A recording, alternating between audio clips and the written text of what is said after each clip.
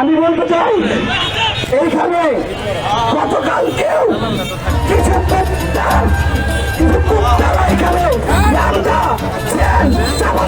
বিভিন্ন দেশি অস্ত্র নিয়ে আমাদের ভাই বোনদের আক্রমণের জন্য প্রস্তুত ছিল।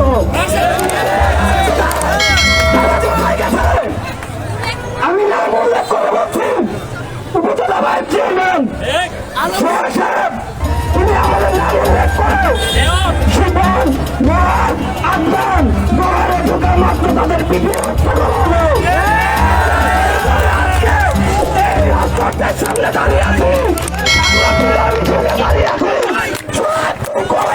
সামনে। তারপরে আপনারা মনে করেন আমাদের কাছে পাসপোর্ট ছিল, সেগুলো দেখাই আমরা অনেক কষ্ট করে তারপরে ঢুকছি, তারপরে লং মার্চে আমরা ছিলাম। যাই হোক, সেটা বড় কথা না, আমরা সবাই লড়াই করেছি, জিতেছি, আমরা সফল হয়েছি, এটাই অনেক। আমার বোনেরা, তোমরা সবসময় এখন মাথা উঁচু করে বাদ বাদ করে দালালকে দেখে দৌড়ানোর কোনো কারণ নয়। এই যে জয়পাড়া কলেজের ছাত্রলীগের যে ছেলেরা আমাদেরকে শাসাইছে, তাদের সমাধান করতে হবে।